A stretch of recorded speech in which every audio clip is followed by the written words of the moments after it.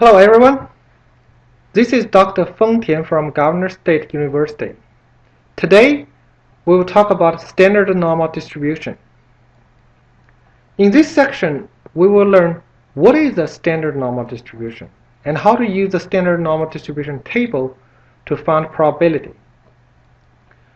We all know that for normal distribution it has only two parameters.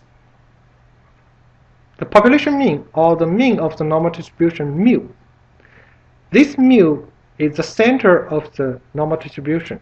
Basically, it determines where the center of the distribution, normal distribution curve, will be located. The other one will be the population standard deviation sigma. Sigma determines how the normal distribution curve is spread out or is dispersed. So, given these two parameters, mu and sigma, a normal distribution is determined. So to define a normal distribution, we only need these two parameters. Normal distribution depends only these two parameters. And a standard normal distribution is a special normal distribution. The special is represented by that we have a determined mean and standard deviation. For standardized normal distribution, the mean mu is 0 and the standard deviation sigma equals to 1. And a standard normal distribution is also known as the z distribution. So every time when you heard about a z distribution, you know it is a standardized normal distribution. Now, we know that for the normal distribution, it is symmetric around the mean. And now when we have the mean equals to 0, so we call the value of the variable in standardized normal distribution as z value. The center is z equals to 0, so we have half of z values are positive and half of z values are negative. A positive z value means the value is greater than the mean, and a negative z value means the z value is less than the mean. Why the standardized normal distribution is important, and why do we need to learn it? Because usually a standardized normal distribution table can be got from almost everywhere. And with such a standardized normal distribution table, it can help us to find the corresponding probability for a normal distribution. Now let's take a look at a standardized normal distribution table.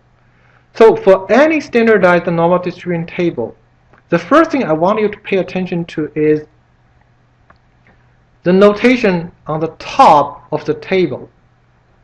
The top of the table, or the symbol here, basically tells us what probability we can get from this given standard normal distributed table. Now if we take a look at the chart here, we can see we have a curve which represents the normal distribution, and we have a shaded area.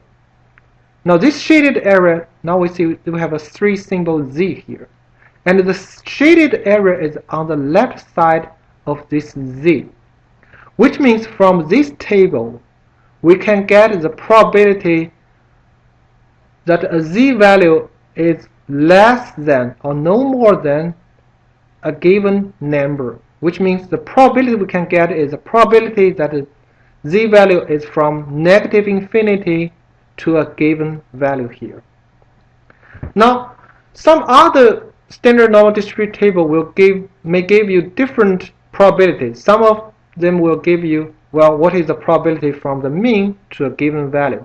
So what we can get from the standard normal distribution table is represented usually in the plot on the top. You need to be careful to understand what probability we can get from the table here. Now we take a look at the table. The table can be separated into two parts.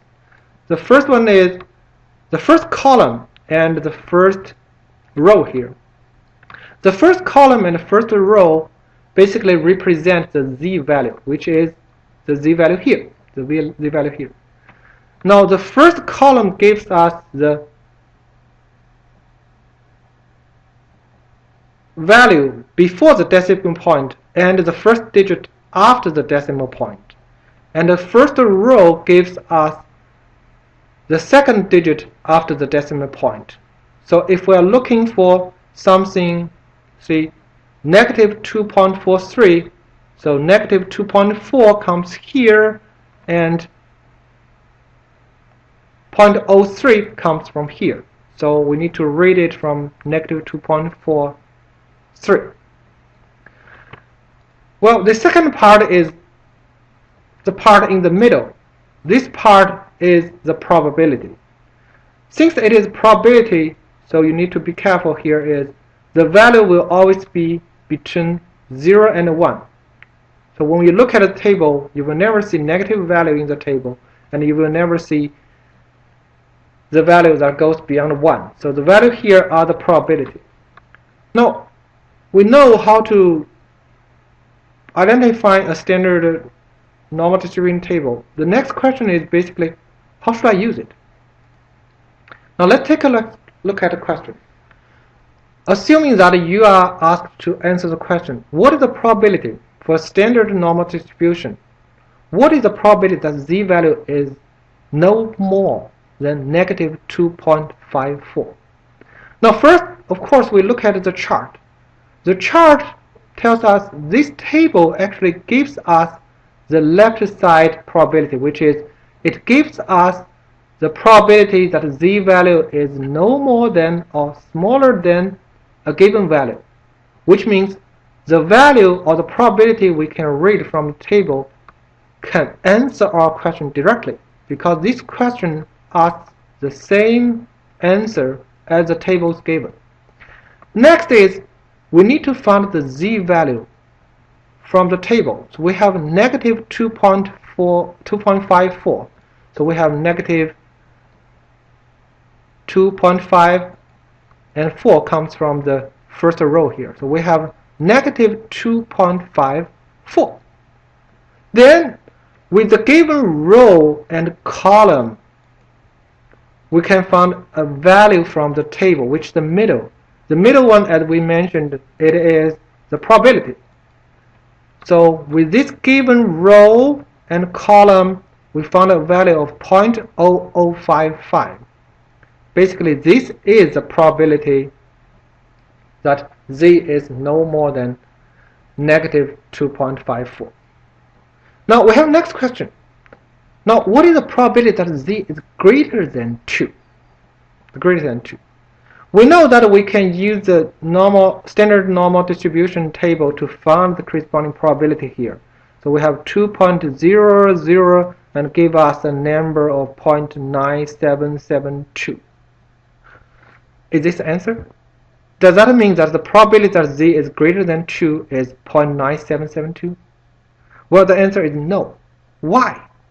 Because the table gives us only the probability that z is less than 2.00, which means the value, the probability we get from the table is always the left side probability.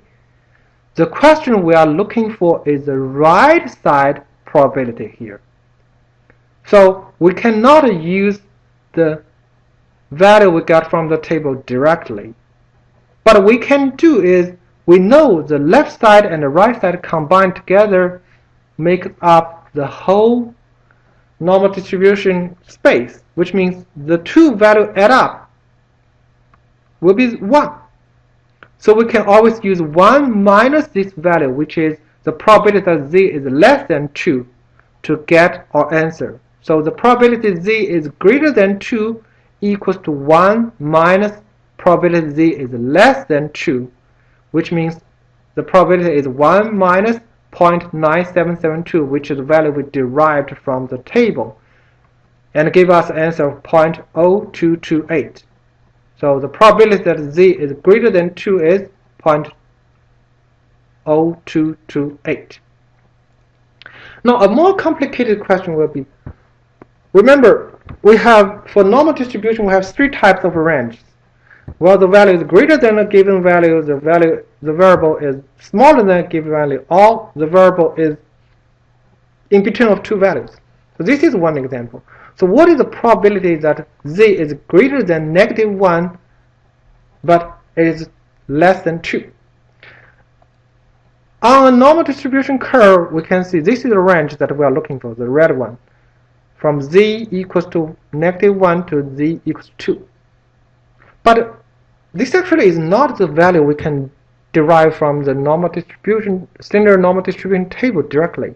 Why? The standard normal distribution table only gives us the left side probability. It didn't tell us what is the probability between two values. However, we can find from the table of these two probabilities. So the table can tell us the probability z is less than 2, which is the top plot here. It can also tell us what is the probability that z is less than -1. Now we see actually z is between -1 and 2 is just the top area subtract the bottom area. Now you see, actually from the table we can find the top probability and the bottom probability. If we subtract the bottom probability from the top probability, then we can get the probability we are looking for. So probability z is greater than -1 and less than 2 equals to the probability z is less than 2 minus probability z is less than -1, which gives us a final result of 0.8185. So this is how we use the standard normal distribution table to find the probability of z value between two values.